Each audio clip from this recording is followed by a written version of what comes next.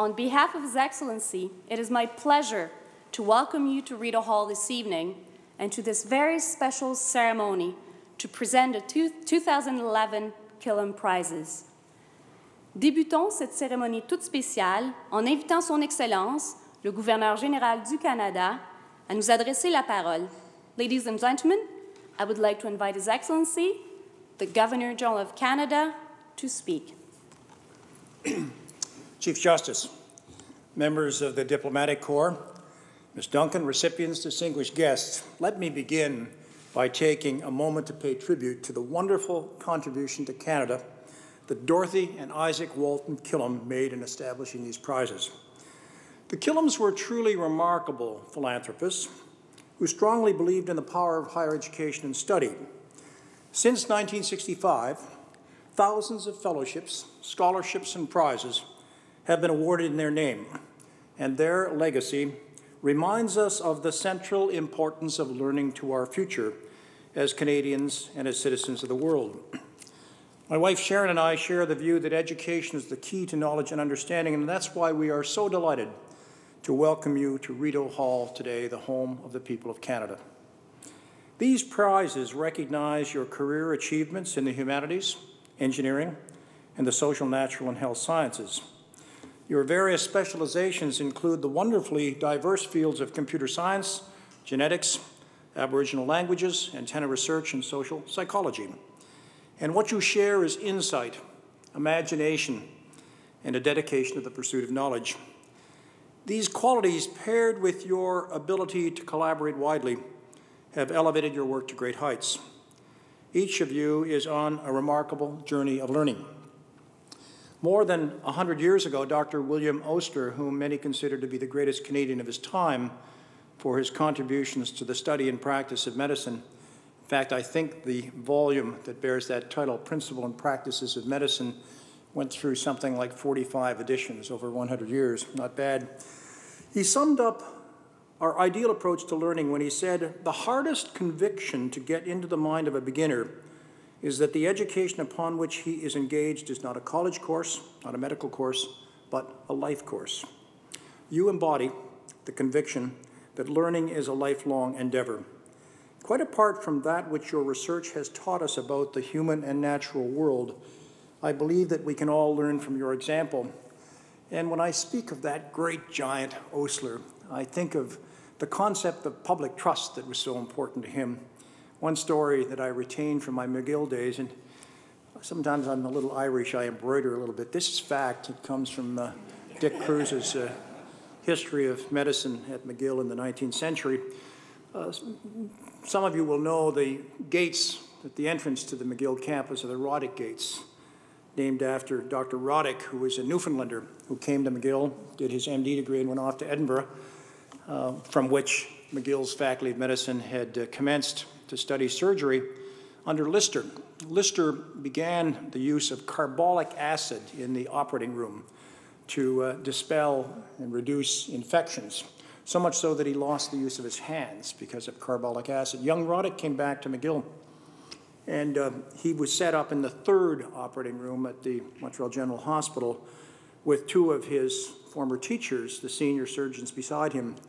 For a period of 2 years, Roddick bathed his operating room with carbolic acid, and his two more senior colleagues did not. Didn't want to bring in these new ideas.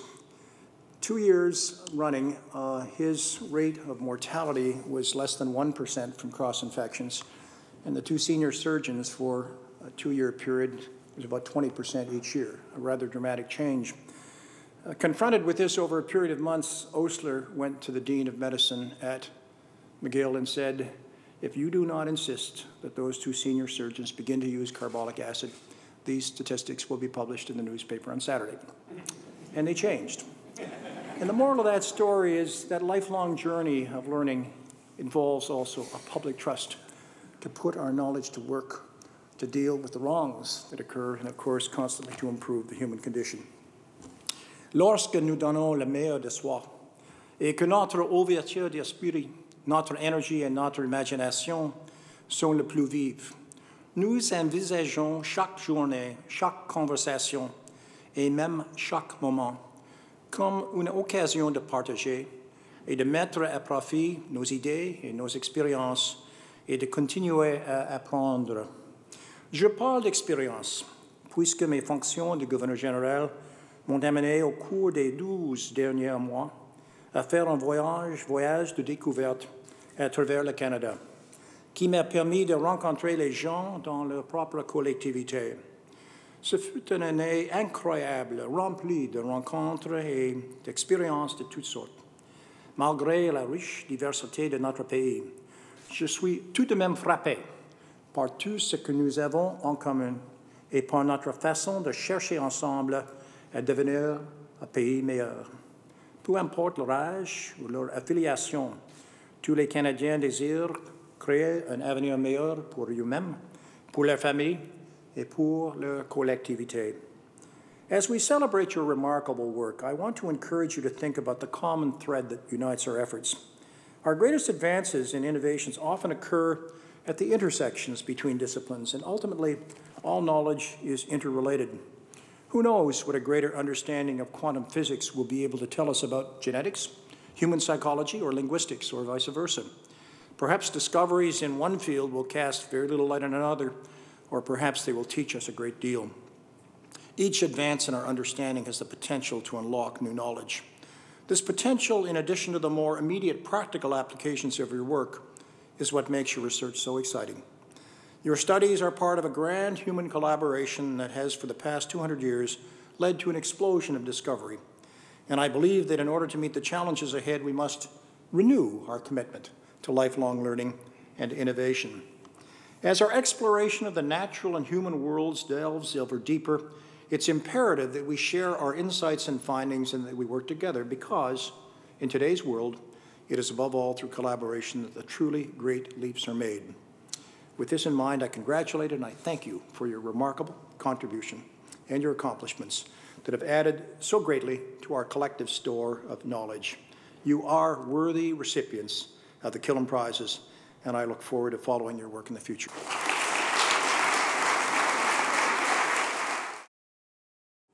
I would now invite Mr. George Cooper, Managing Trustee of the Killam Trusts, to address the audience.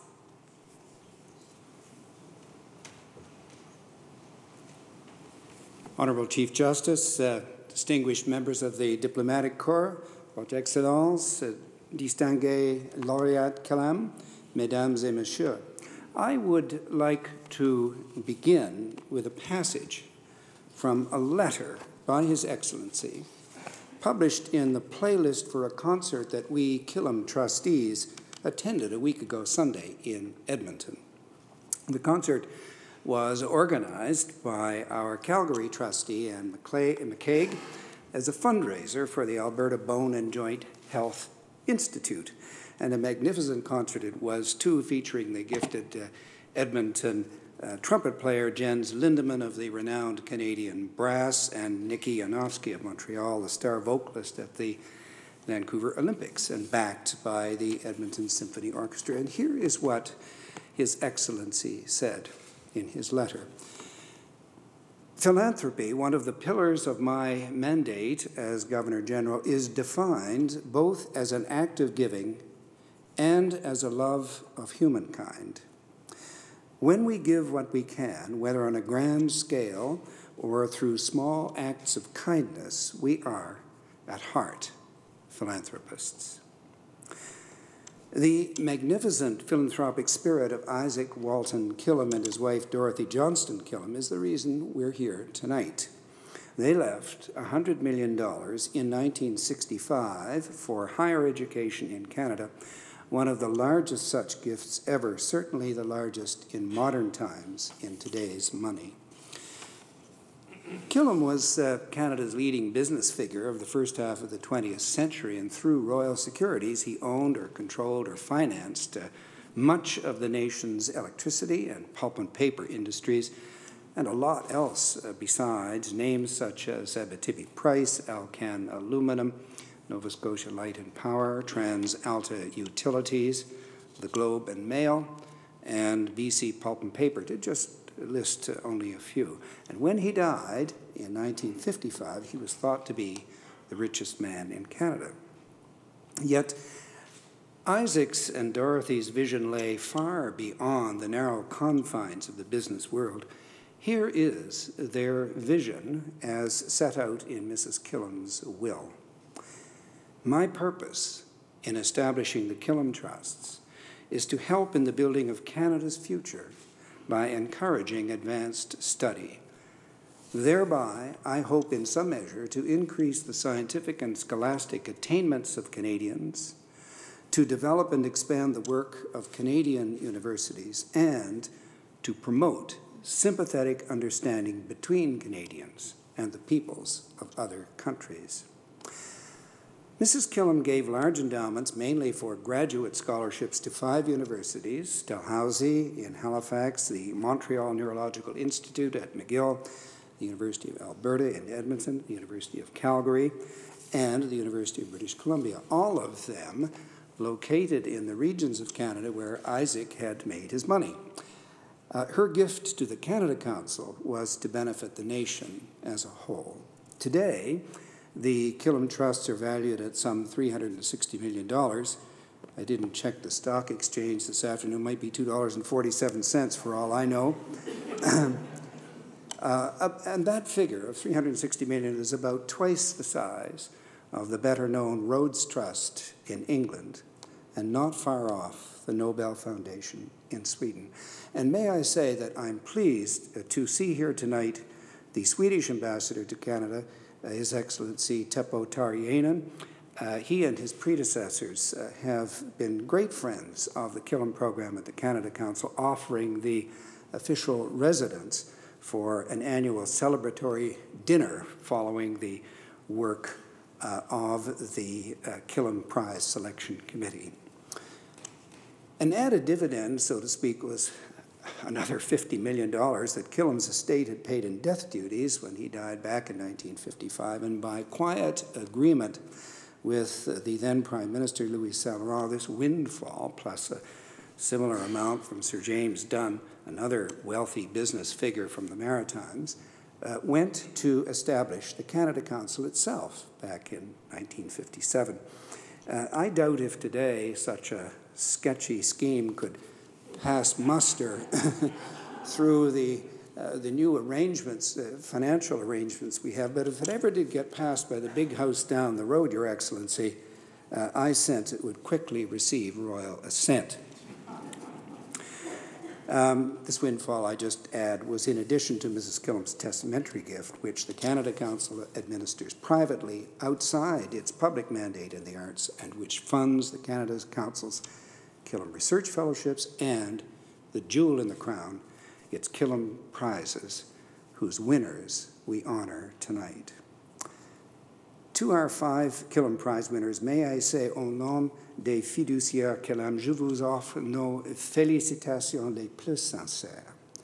Merci infiniment pour l'honneur que vous faites au nom Killam en acceptant le prix Killam.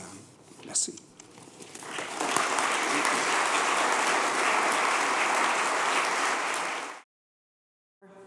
It is now my pleasure to introduce Mr. Luc La Rochelle, member of the board of the Canada Council for the Arts, to speak. J'aimerais maintenant inviter Monsieur Luc La Rochelle, membre du conseil d'administration du Conseil des Arts du Canada, à nous adresser la parole. Monsieur La Rochelle.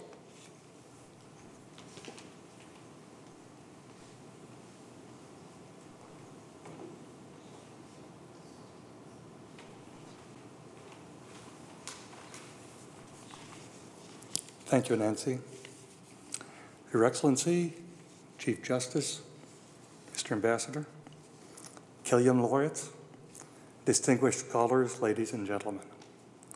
It gives me great pleasure to be here this evening. Let me begin, Your Excellency, by thanking you for hosting this prize presentation. The Canada Council for the Arts is known for the leading role it plays in sustaining a diverse, vibrant, national arts scene that benefits all Canadians. It is perhaps less well known for its important role, notably through its prestigious Killam program, in recognizing scholarly excellence in the sciences, social sciences, and humanities. Our basic premise in the management of the Council's Killam program is that humankind is best served when arts and sciences are regarded as intrinsic or common elements in a broad field of interrelated knowledge. As we achieve understanding, we also have a moral obligation to share it. It is the fundamental premise of a free society that knowledge is not a private preserve, but is to be openly and widely communicated. The function of the Killam Prizes is not just to support and reward research and discovery, but also to encourage sharing of knowledge and ideas among scholars and the broad public in Canada and worldwide. Cette année marque le 30e anniversaire des prix Killam, ainsi que le 45e anniversaire de l'établissement des fiducies Killam. Aujourd'hui, le fonds Killam du Conseil des arts est évalué à près de 55 millions de dollars. Cette année seulement, le Conseil a alloué plus de 1,1 million de dollars en bourse de recherche Killam et 500 000 dollars aux 5 prix Killam. Depuis la création des fiducies Killam, des milliers, je dis bien des milliers de chercheurs du milieu universitaire canadien ont bénéficié de la vision et de la générosité de Mme Killam. Certains de ces chercheurs sont devenus des sommités mondiales pour leur réalisation professionnelle et leur influence sur les politiques publiques. Parmi la longue liste des distingués gagnants des prix et des bourses Killam, permettez-moi de vous en mentionner quelques-uns. David Suzuki, qui a été boursier en recherche en 1977, est biologiste, environnementaliste, professeur et télédiffuseur, en plus d'être un conférencier exceptionnel qui contribue à une meilleure compréhension des sciences. Hank Williams, qui est devenu en 1976 le premier géologue de terrain à recevoir une bourse Killam. Il est un chef de file mondial dans le développement de la théorie des plaques tectoniques, ainsi qu'un important défenseur de l'établissement du parc Gros-Morne comme site du patrimoine mondial de l'UNESCO. Je dois ici ajouter que, par l'entremise de la Commission canadienne pour l'UNESCO, le Conseil était aussi un grand défenseur du projet du Gros-Morne. Et enfin, Margaret Locke, anthropologue culturelle, qui a reçu une bourse de recherche Killam en 1992 et un prix Killam en 2005 pour ses travaux portant sur l'exploration des rapports entre la culture, l'innovation technologique et le corps humain, rapports qui, comme vous pouvez l'imaginer, sont d'une importance capitale pour les artistes. From these few examples, I think it is clear that the prize winners we honor tonight are leaders within a very distinguished community of researchers. The Canada Council for the Arts is honored by the confidence Mrs. Killam placed in us. In celebrating outstanding career achievement across a wide field of scholarship, we strive to honor her wishes. As we present the prizes this evening, I think it important to acknowledge that the scholarship achievement we celebrate through the Canada Council and the Council's Killam program would not have been possible without sustained support from both the public and the private sectors. Canada is fortunate in the levels of funding research received from both government and from private donors and patrons. There's no royal road to learning, as the mathematician Euclid pointed out. In honoring your achievements this evening, we honor every aspect of your work. Years of close intellectual engagement and mental discipline, moments of brilliant insight, perseverance through periods of puzzlement, U-turns, and new beginnings in the face of disappointing results. We honor as well the example you've set through your research and teaching to upcoming generations in your fields.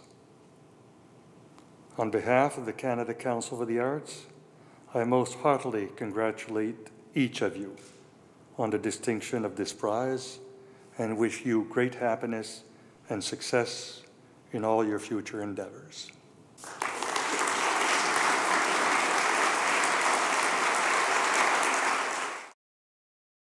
And now the presentation of the 2011 Killam Prizes. Procédons maintenant à la présentation des prix Killam 2011. J'aimerais d'abord inviter M. Joseph Hubert, vice-recteur à la recherche et aux relations internationales à l'Université de Montréal, à nous présenter le premier lauréat.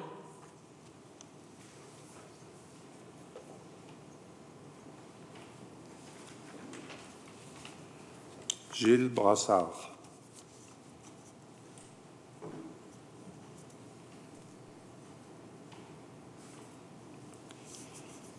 Votre Excellence, il me fait plaisir de vous présenter M. Gilles Brassard, professeur au département d'informatique et de recherche opérationnelle de l'Université de Montréal depuis une trentaine d'années.